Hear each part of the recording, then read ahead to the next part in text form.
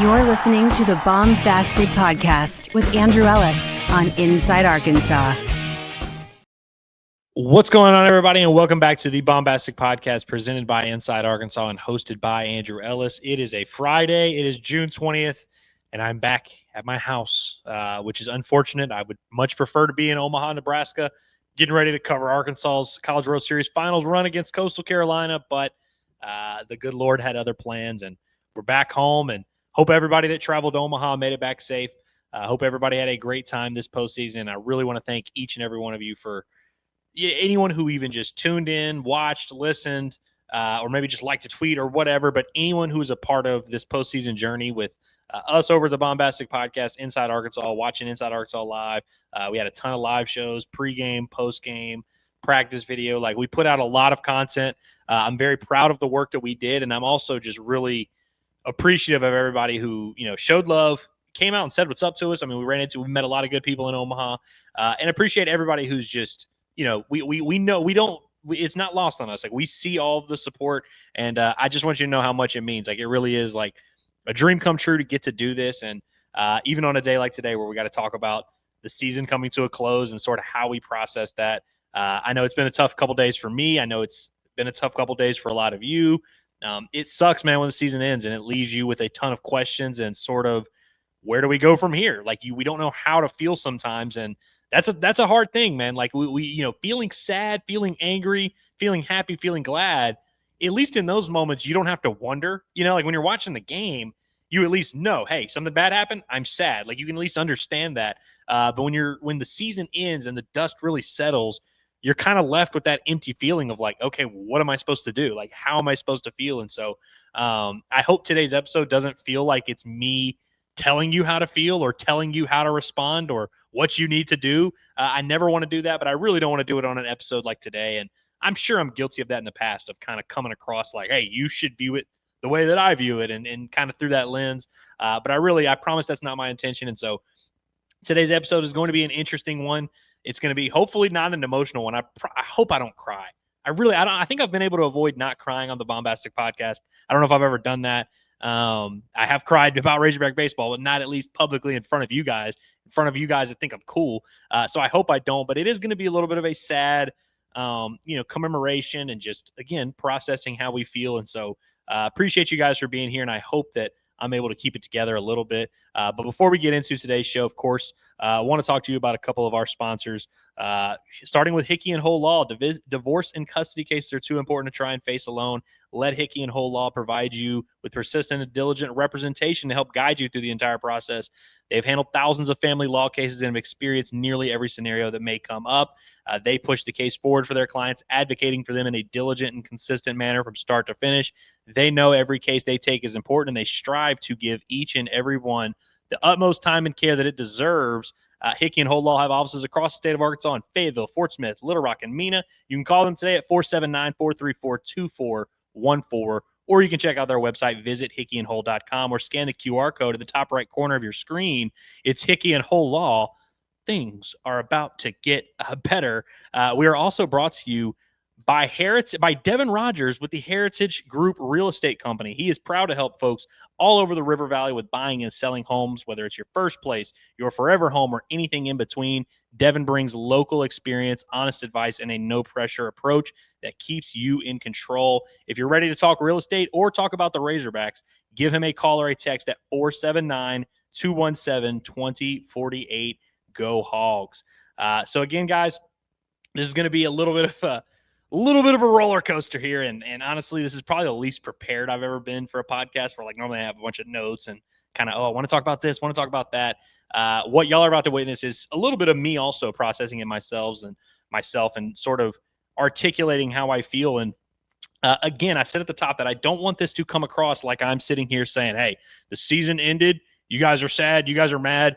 Don't feel that way. Feel this way. Like, I'm not here to tell you how to live your life, how to feel, how to process these emotions. And we all kind of do it in our own unique way. But I think the big thing that I just keep coming back to, and We've talked about the plays. I mean, we don't have to do this song and dance where we're like, oh yeah, should Vahiva Aloy have turned the double play? Should Charles Davalan have caught the ball? Should Reese Robinette have gone back to the bag? Like all these great things. Should they have pitched to Jared Jones? Like we can have those conversations, but I think the big picture feeling that a lot of fans were left with after the game, and I know it was one of the first things that popped into my mind is, will Arkansas ever win one? Like of course this is a season, this is a team that we all felt had a chance to win the national title, or at least I very much did. I don't know if you ever believed me or if you ever even thought that was possible. I know there's a lot of people who didn't think this team had what it took. They didn't think like they even had a chance. Hell, I had a lot of people tell me, like, I don't even see this team making it to Omaha. Like, I just don't see a path for them.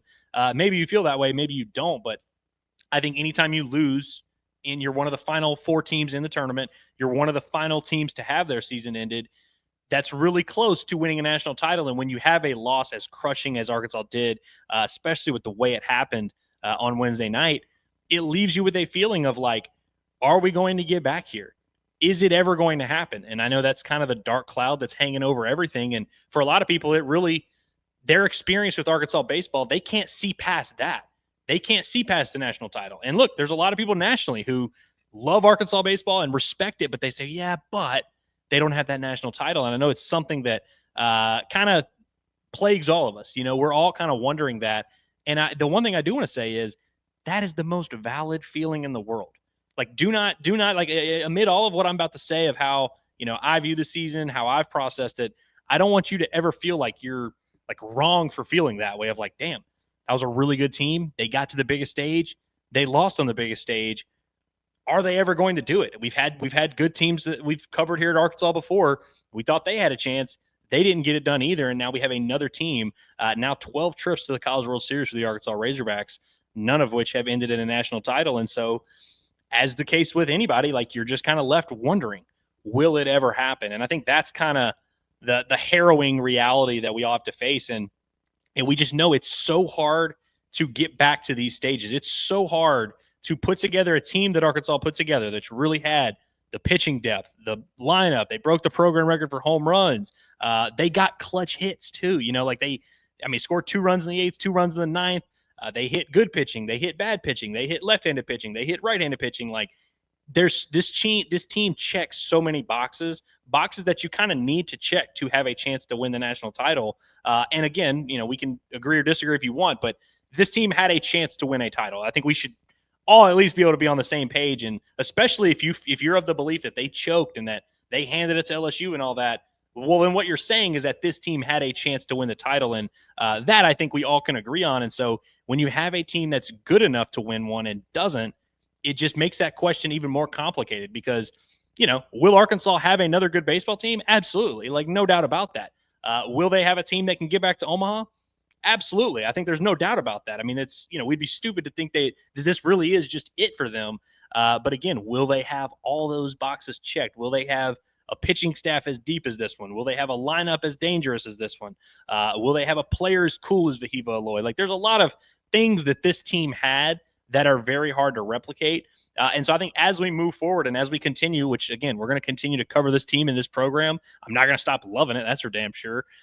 Those are the questions we're going to have to ask. And those are tough questions. Now, of course, again, I said this program is very much capable of getting back to this point. Hell, they do it all the time.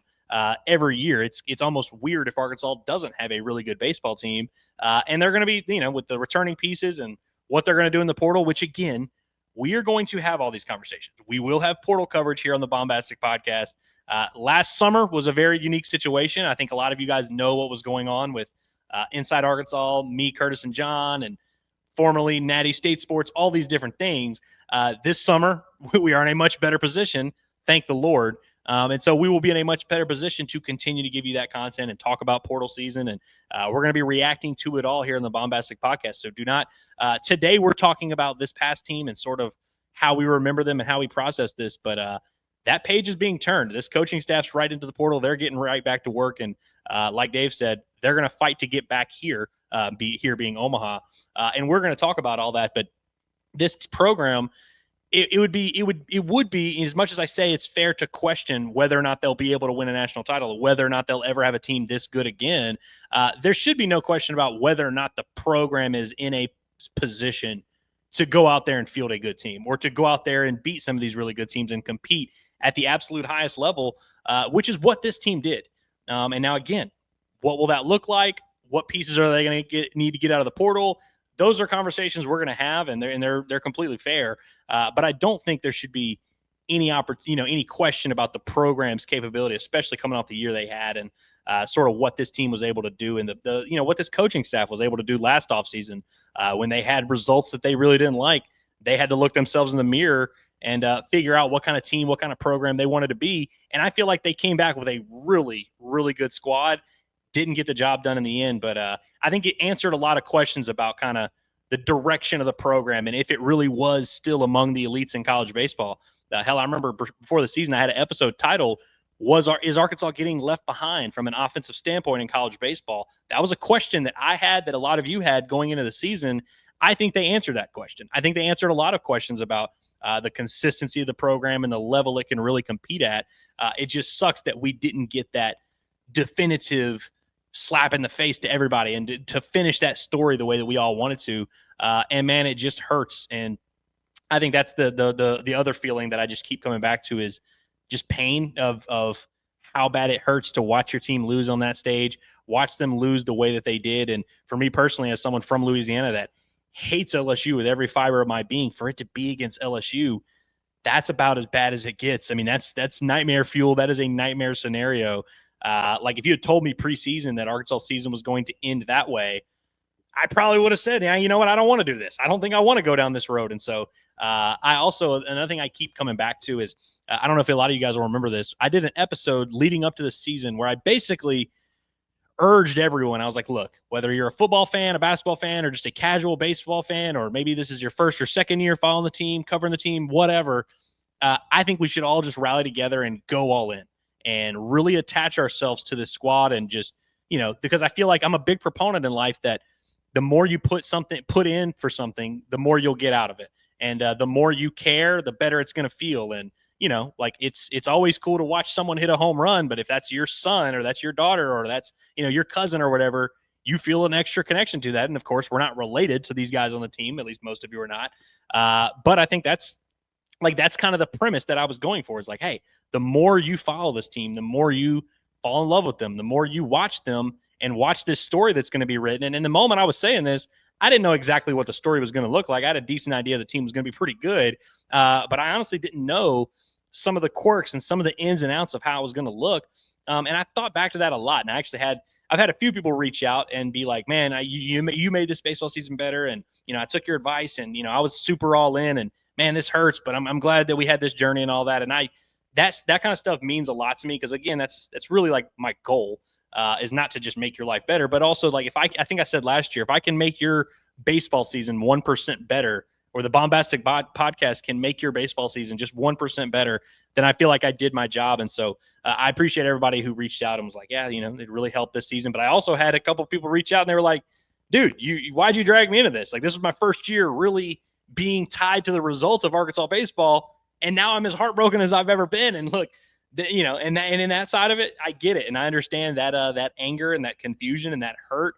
And there's a little part of me that does feel a little bit bad about that, because I feel like I've been trying to get you guys as hyped up as I could, and it's not I'm not trying to mislead you and be like, this team has a chance, and then they don't. Of course, I firmly believe that in my heart they had a chance to win the national title.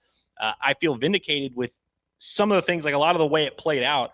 I feel like it, vindicated how we felt preseason, how we felt during certain points of the season, because we always kind of felt like this team was capable, that they could get there and they could beat anybody. And hell, even the LSU team that they lost to 4 times this year, twice in Omaha, like even that team, they beat them. Like they could have done it. They just didn't. And there's no way to guarantee that in life. But I think the one thing that really hits home is that the reason that we all are hurting as bad as we are, and the reason we care as much as we do, and the reason why that pain is so, present, is because of how much we care. And it's because of how much we love this team, how much we love this program, and even how much we love these specific players, man.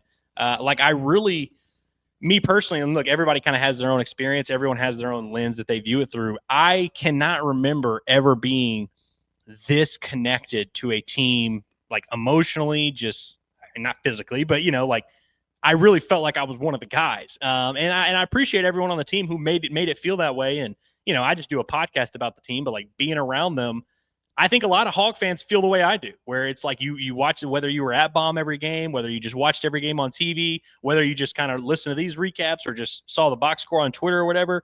This team was just fun to watch. They were fun to fall in love with. They were fun to experience this journey with. And I think, what's funny is like when I was giving that speech about how everybody needed to lock in and all that, I didn't know how awesome this team's personality was. I didn't know how fun Cam Kojal was. I didn't know how much of a fisherman he was. I didn't know, how delightful he was going to be as a personality. Charles Davalan, who, as you see the sign behind me, says Chuck Davalan is the man. I didn't know how awesome he was going to be. I didn't know how much we were going to fall in love with him and his game and his personality and how much energy he was going to bring to this team. I certainly didn't know. I thought Kahio Eloy was a pretty good player. Certainly didn't know that he was going to provide us with as many awesome moments as he did. You can just go on down the line, man. There's so many characters on this team that, again, I use that. I keep saying falling in love, which maybe sounds weird to you guys, but like this team made us care. And of course, it helps when you're winning a lot of games. It's easy to get on board, but I think this team had a unique flair, a unique personality to them. And the thing that I keep, noticing when I watch this team interact, whether it's on the field, in the dugout, celebrating a home run, or picking your guy up after he makes a bad play, or just watching this team practice, or just watching this team load the bus to get ready to go somewhere. This team loved each other. Like everybody on that team, there's so much love in this program. I think that starts at the top with Dave Van Horn, who I want to talk about DVH and his aspect in this whole thing in a while. But Nate Thompson, Matt Hobbs, Bobby Wernis, Zach Barr, like you just go on down the line, DJ Baxendale, Hunter Bell, like there's so many guys that pour their heart and soul into this program. And those players understand that. They feel that. They see it every day. You can't fake it, man. Like you can say, oh man, I'll do everything I can for this program. But you're around each other day in and day out. You kind of know, who's all in, who's all out.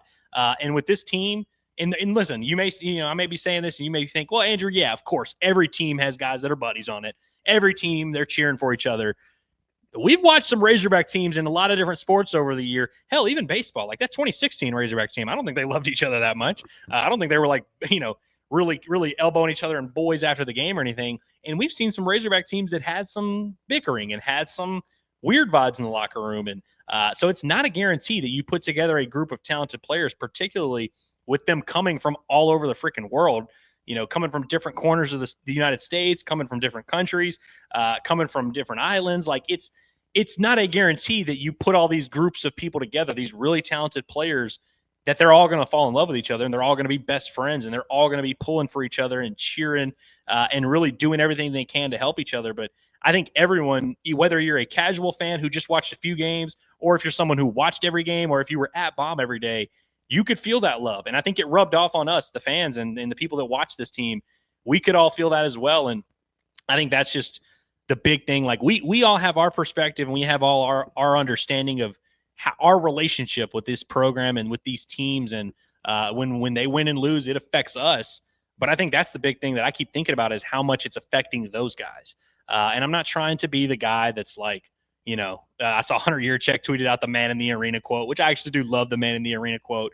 Obviously, it doesn't need to be said probably that, if you're hurting and you're upset about the game, those boys in those dugouts are hurting way more than we are and that we could ever even imagine because it's their lives, at the end of the day. And those kind of losses, they sting and they sit with you for a while. And so there's a lot of the players on the team that are going to feel that way.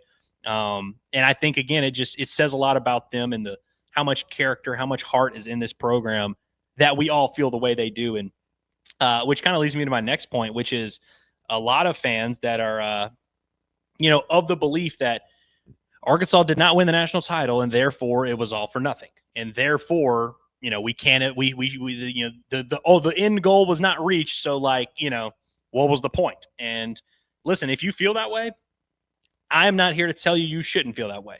I am not here to tell you shouldn't care about winning the national title. I'm definitely not going to tell you that. And I'm not saying you shouldn't be sad, bummed, upset.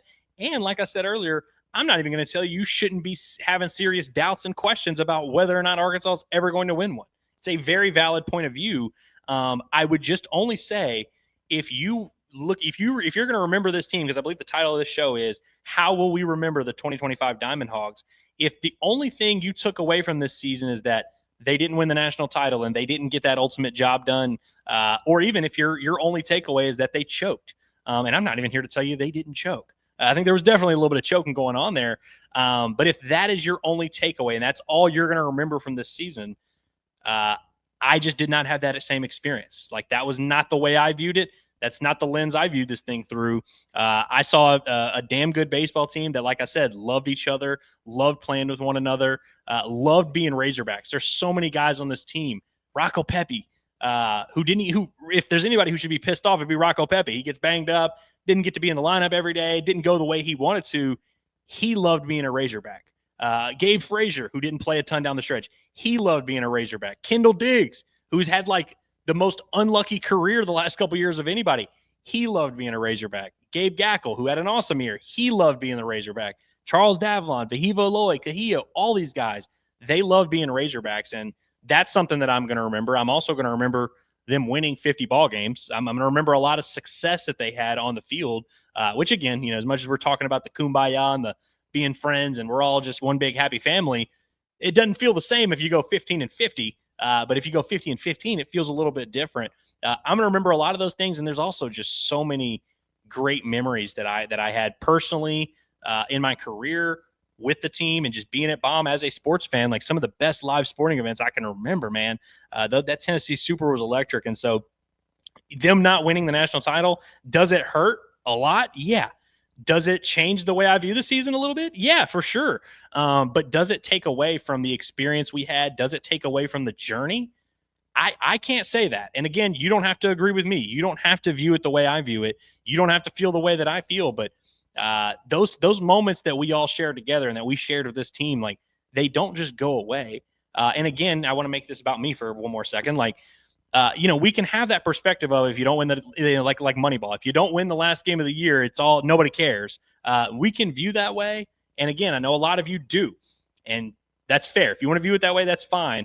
But just me personally, being someone who is where I am today, having the job that I have, because I was inspired by those Omaha teams, because I watched Arkansas in the 2004 World Series and was looking up to those guys and wanted to be those guys. In 2009, seeing Tim Carver make that huge play and then getting coached by him that summer, like that, those things meant so much to me. And those are moments, those are real life moments in my life. Like, I'm human just like everybody else, like, that I can know exactly where I was, exactly how I felt. Those are real moments in time. And a national championship is very real too. I will definitely remember that moment in time if we ever get there. But like, just because they didn't win the national championship, it doesn't erase all that. Like, it's not like we didn't have all this awesome fun. We didn't have these cool experiences. We didn't have that belief and that love in our hearts. Like, I'm not trying to do the bit where I'm like, winning isn't the end all be all and blah, blah, blah. We should just all try and have fun. Like, I hope I'm not coming across too much like a beta and like a loser mindset here where I'm like, oh yeah, it doesn't matter if they win or lose. It does matter if they win or lose. That's not what I'm trying to say. All I'm saying is that there is a lot, like there are awesome teams and there are awesome players and there are awesome years and seasons and programs that mean a lot to a lot of people that don't necessarily win a title. I think, like the Fab Five is a great example of this, of like their impact was almost deeper than a national title. And hell, if we're talking about stuff like this, Gage Wood's no-hitter, you could almost argue, which 19 strikeouts, I mean, we're never going to see something like that again. You could argue that's a tougher feat to pull off than the national title game. And so, which I'm definitely not going to like make that case and be like, yeah, actually this worked out well for Arkansas because they got the no-hitter. That's even tougher. I'm not saying any of that, but again, I there's a reason we all get caught up in the wins and losses, because they matter a lot, because it directly impacts us. It changes how we feel. And again, I'm not trying to tell you shouldn't feel that way. But it just leaves me personally, like, and I said this on the other day on the show on Inside Arkansas Live, that like, if that's how you truly feel, where you're like, they choked and they didn't win the national title, so F them, and I'm not going to watch them next year, and like, they didn't get the job done, so I'm out. Like, if that's really what you're going to take away from the 2025 Arkansas baseball season, I genuinely, and I mean this dead seriously, I do feel sorry for you, because this was one of the most fun years of my life. Like, this is one of the best sports teams I've ever been a part of, ever. And my professional sports teams that I cover, Houston Rockets being one of them, Houston Astros, Houston Texans. The Astros have won 2 World Series in my lifetime. And like, I love those, and like those were awesome. And I have a little bit more of a different, like I'm a lot more connected to Arkansas. I care way more about Arkansas than I do Houston. I view the Astros maybe through that lens that some of you do, where it's like, I'll watch if they're good, and I'll get excited if they're in the playoffs or whatever, but it's not necessarily something I'm living and dying with. And so look, if you view Arkansas that way, I'm not here to tell you you're wrong, because that's how I view some other pro teams. But at least when I watch this team, it meant a lot more to me than just the games they won and their ultimate goals and what they reached and what they didn't at the end of the season. And I think there's a lot of people that feel that same way. And so again, if that's kind of your point of view, is like, listen, they just keep disappointing me. I get excited and they lose in the postseason. And I just, the sadness of that outweighs all the other stuff. Again, you are well within your rights. I'm not here to tell you you're wrong, but this just probably isn't your kind of podcast, and I'm probably not your kind of guy. You're probably going to continue to be annoyed by some of the rants I go on, and you're going to be annoyed by my optimism and my excitement, and that's all fine and dandy. We're just different people, and we view it through a different lens. And again, you don't have to view it through my lens. I'm just sharing my perspective. That's what I do here on this podcast. And speaking of my lens, I want to talk about how I view Dave Van Horn in just a second. And I want to play a couple clips from his post-game press conference the other day. And I'm going to try my best not to cry during them, and I hope you do too. But before we do that, I want to tell you about a couple more of our sponsors, starting with Looper Auction and Realty. Why wait months or even years to sell your home the traditional way at Looper Auction and Realty? They offer a faster, smarter option. Sell your home at auction. No repairs, no contingencies, no drawn-out negotiations. You set the terms, buyers compete, and you walk away with a firm closing date. Whether it's your home, an estate, investment property, the auction method puts you in control and gets it sold fast. Call Looper Auction and Realty at 479-996-4848 or visit looperauction.com. Looper Auction and Realty, sold in 30, closed in 30. Quick shout out as well to Radiant Elements Medical Spa. Man, I'm going to have to hit those guys. Now that I'm back in Fayetteville, really will need to hit these guys up pretty soon. There is no doubt that tough workouts deserve a tough recovery at Radiant Elements Medical Spa. Their deep tissue sports massage and infrared sauna help you bounce back faster, hit the weights harder, and stay in the game. Some of you may feel self-care makes you soft. It does not. It's what winners do. And you can also get all types of gift packages for that special occasion. They offer all different types of services to make it the best gift ever. You can check them out over in the Weddington Plaza right next to the Lion's Mane, or book an appointment online with the QR code at the top right corner to get 15% off your first service. It's Radiant Elements Medical Spa, self-care for everyone. And again, so getting back on track a little bit, and I want to talk about DBH because, of course, he's the head coach. He's, a polarizing figure to some, and he's the leader. And so it all kind of starts with him, and I don't think he would want it any other way. I'm not even really going to address the people who felt the need to be like, fire DBH. He can't get it done. He's never going to win one. The program has a ceiling with him, blah, blah, blah. Because those people, one, probably don't actually feel that way. I think if they thought about it for like 5 minutes, they probably would not come to that same conclusion. The resume speaks for itself. And I guess really the big picture thing I guess I do want to say to kind of defend that point a little bit is Arkansas has not won a national title, and DVH has been a head coach there for whatever it is, 22 years now. And Arkansas has won a national title none of those years. And so I get how some people would say, hey, correlation equals causation. He is the reason they have not won a national title. And I guess my point would just be, if you feel that way and you feel like Dave Van Horn is truly standing in the way of Arkansas winning a national title or reaching that next step as a program, you are just gravely misunderstanding what is happening here and not paying attention to how this is all played out. How Norm DeBryan started this build of this program. He took it to a very large, a very high. He raised the bar at the program from the floor to way up here, and Dave took that and raised the bar even higher. And hell, maybe there will be another guy. Maybe it'll be Tony Vitello. Maybe it'll be someone completely random, who knows, that'll take the bar and raise it even higher than DVH. Ideally, that's what you want to do. As Yoda says, the burden of all true masters is we are what they grow beyond. Eventually that next guy is going to take over and do even greater things than you. And I'm sure Dave Van Horn, that's what he wants. Someone to take the program and take it to an even higher level than he's taken it to.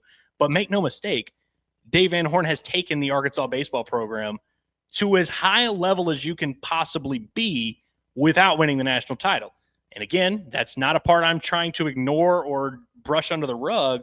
I think there's a lot of you, and myself probably included, that will say you won't really feel complete if Arkansas doesn't win that national title 100%. I can relate to that 1,000%. I'm 27 years old. If in 30 years we're looking back and Arkansas still hasn't won a national title, I'll be like, maybe I'll feel differently, but I definitely would never. I don't know how people have come to that conclusion that Dave is somehow in the way of that he's holding them back and not doing everything in his power to get Arkansas to that stage. And he's gotten them so close.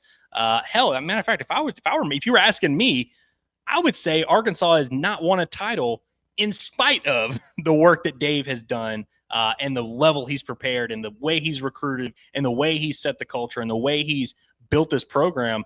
I think Arkansas not winning a title is in spite of that, not because of the way that Dave has done things. And I certainly don't believe that Vahiva Aloy didn't turn that double play because of Dave Van Horn. I certainly don't believe that Charles Davalan didn't catch that fly ball because of Dave Van Horn.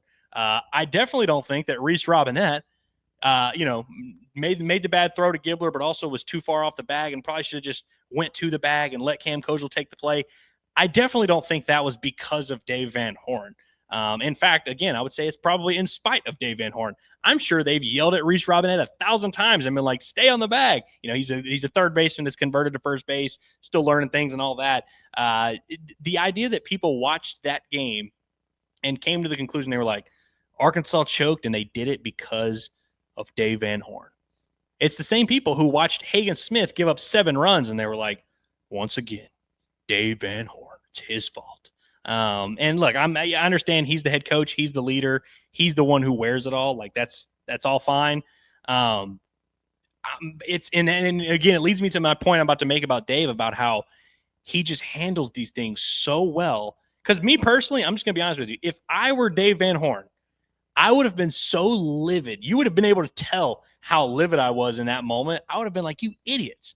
I went out and built the best possible team possible. I went out and crushed it in the portal, filled every spot possible, set the tone, developed all you guys. I mean, all these players have had career years under Arkansas. All these guys defensively have made great strides, and Dave has a huge part of that. If I were Dave, I'd be like, screw you guys. You screwed it up for me. You screwed me.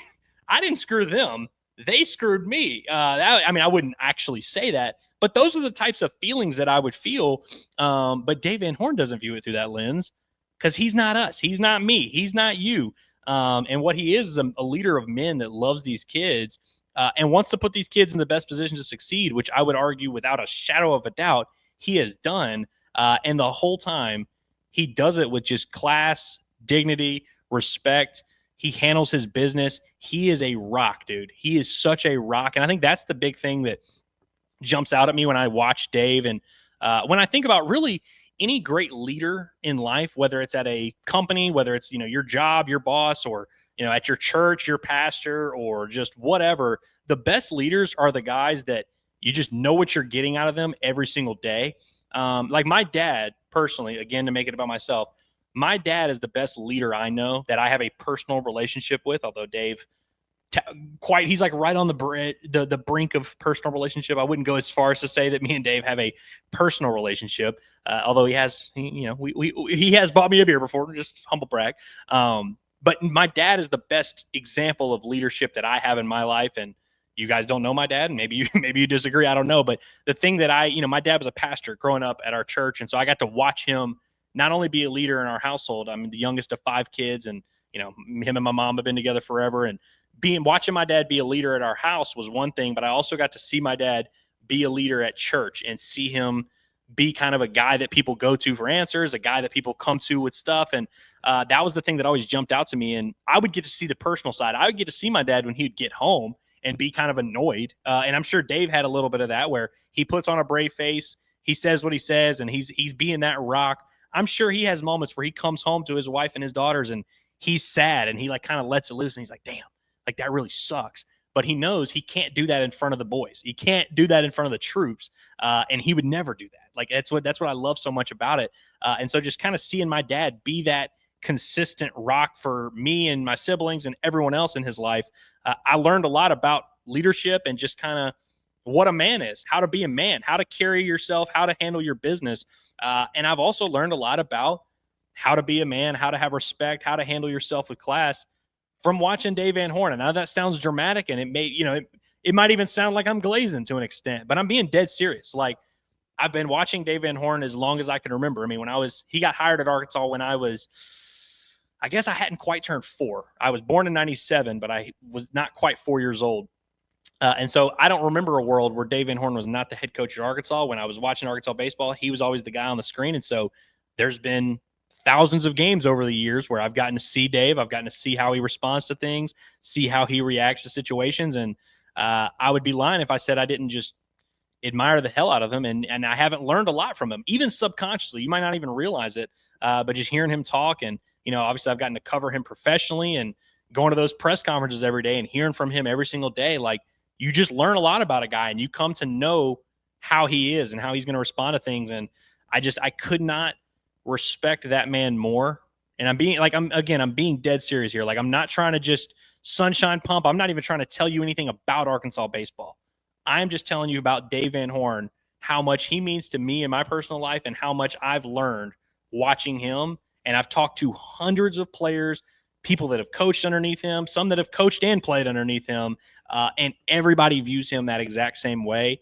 And it says so much about him and who he is and the way he handles his business. And so it's always just like crazy to me how people who don't know any of that, don't care about any of that, they just live on Twitter or live in the troll world, and they just want to say what they want to say without having any idea the human element and like the stuff that actually matters, the stuff that is real life. A left fielder drops a fly ball and you're like, yeah, his head coach, the reason he dropped that is because he's a choker and his head coach is a choker. Like, people that talk like that have that like incel mindset, it's crazy to me, man. And so I know you guys probably see a lot of that too. And you don't have to agree with me. You don't have to view Dave the same way I do, but this is my podcast. This is my platform. And I'm going to talk about the way I view him. And I just genuinely could not have more respect for the way he carries himself, the way he handles everything. And these 2 clips I play are a prime example of that. I want to start with the Charles Davalan clip where Dave was kind of asked about Charles, of course, because, he makes the play. And I'm sure everyone was watching on TV saw Charles just overcome with emotion as soon as the game ends, and his teammates are there to console him, which really tugs at the heartstrings. Here's what his head coach had to say about the situation. There was 10 minutes of silence right there where you're sitting on the dugout bench. I mean, what were you just thinking? Yeah, a lot of things, feeling bad for Charles because, I could see him out there so emotional and everybody hugging on him. And it's not his fault. We wouldn't have got here without Charles Davalan. We wouldn't even come close. The guy got so many clutch hits, started so many rallies. I mean, you probably take 10 wins off of our SEC. I mean, he was unbelievable. I just told him straight. I started telling him that how much I appreciated him, and we would never have made it here without him. And he said that he was sorry, and I said, "Don't tell me you're sorry. You don't have to tell me you're sorry." And then he said it again, and it's tough.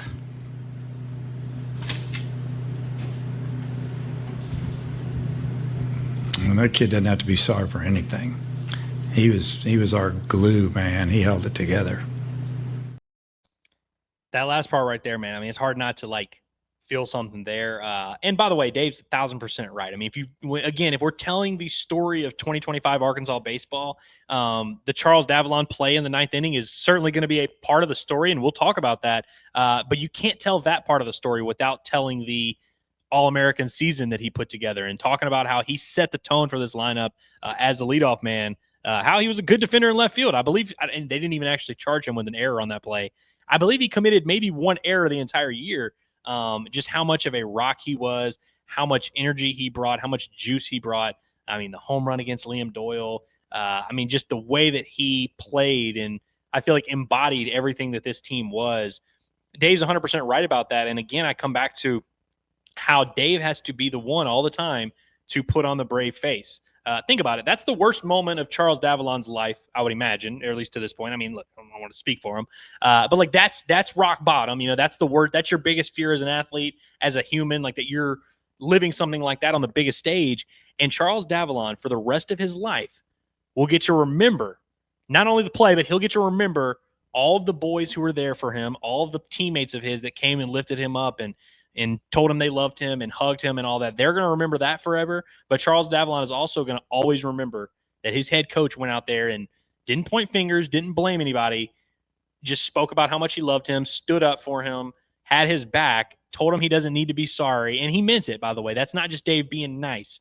Like he 1,000% meant it. And I think that's something that I hope Charles is able to take with him. And by the way, I also want to give Razorback fans a ton of credit because anytime something like that happens, you just kind of know, like the pop fly in Oregon State. How many times have we seen that tweeted out? And I'm sure there's been hundreds of fans who have tweeted crazy things and probably commented on our show or said something and said stuff they didn't need to say about Charles. But I've seen a lot more of an outpouring of love and support and people just talking about how much they love Charles and how much they love watching him play. Shout out to my guy Hogs. I know that's his favorite player. We've texted about him a number of times where he's just like, man, I love watching this dude play, his energy and all that. And it's easy to see why. If you've watched this season, if you were someone who actually, again, was invested the whole time and were watching the games, watching the press conferences, watching this show, all that, you have a very different view of Charles Davalan than maybe someone who only watched the World Series or only watched that game or only reacted to that clip in that moment. And so, again, it comes back to if your only takeaway from the 2025 season, even as it pertains to Charles Davalan, is, oh, he made this huge play and he cost us a national championship. If that's your takeaway, I feel sorry for you because I think of Charles Davalan and I have a billion awesome memories that run through my mind. I also have a lot of, respect for what he's done in his career and what he's about to do. It's a guy that's made a ton of money for himself and his family this fall or this spring with the way that he's played. And I look forward to seeing that play out. And we'll also have the conversation eventually about, is there any chance he comes back and blah, blah, blah. We'll do all that. But that's why we do what we do, is because we love these guys. And Charles Davalan's one of our own, man. And he made a mistake and I'm sure he wants to take it back. But that's our guy, man, and I always want to ride for that dude, and I appreciate how much DVH rides for his guys as well. And of course, there's no head coach that's going to get up there at the press conference and be like, "Yeah, that was stupid for Charles, man. What the hell was that?" There's nobody that's going to do that. But again, I just love how professional DVH goes about it. And then if just to further home this point about how Dave views the kids and how he views this program and sort of what he means to a lot of these guys. I wanted to play this clip, which is almost sure to tear you up a little bit if you have not already seen it. Yeah, this is one of the top teams I've ever coached, on and off the field. Just being around them, it's funny. I've been doing it for a while, and people will say things to me like, the kids have really changed over the years, and I always say, no, they haven't. And they're good. They just want to know that you care about them. And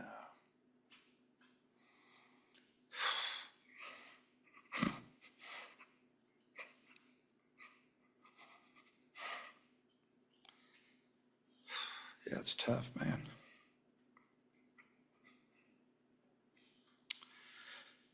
Kids are good, man.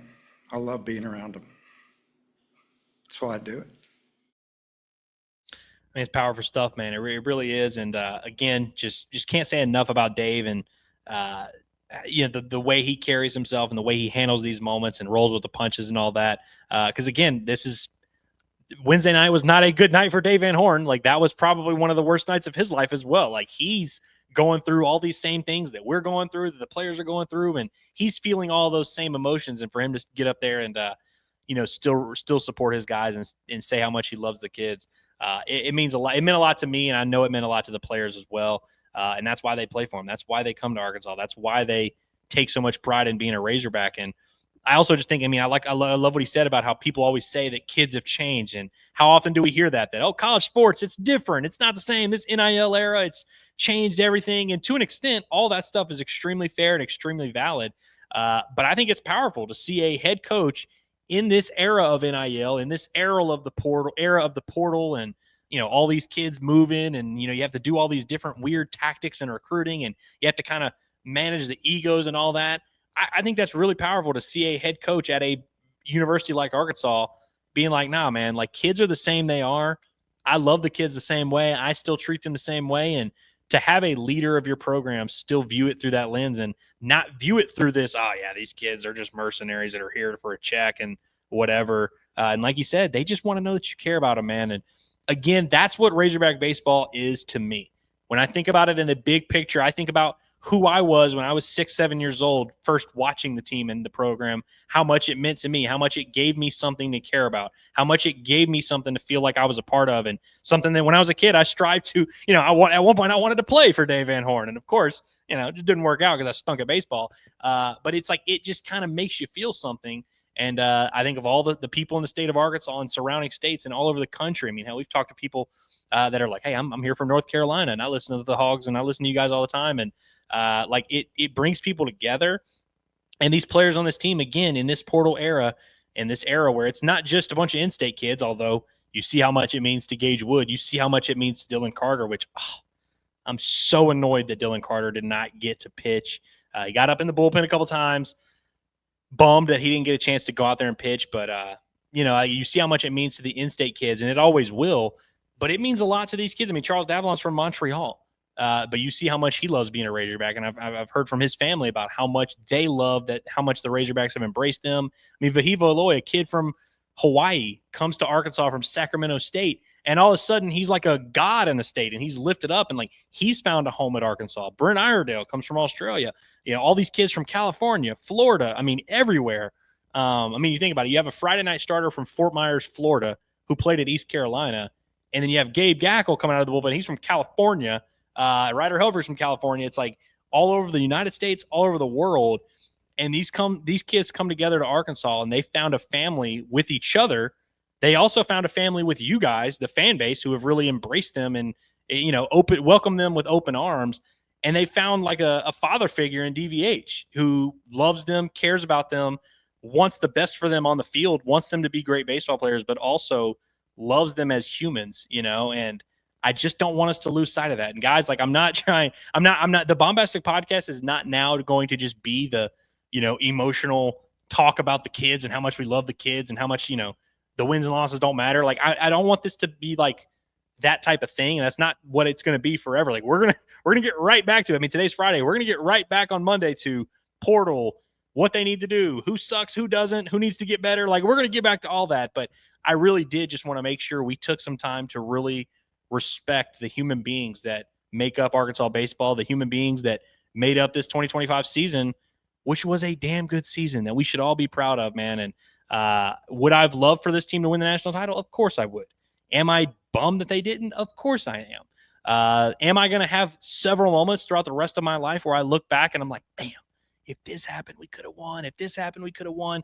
Those are always going to be parts of the equation. Those are going to be things that we feel, and that's human. That's normal as well. But the idea that this team didn't make us proud, I think is just freaking ridiculous.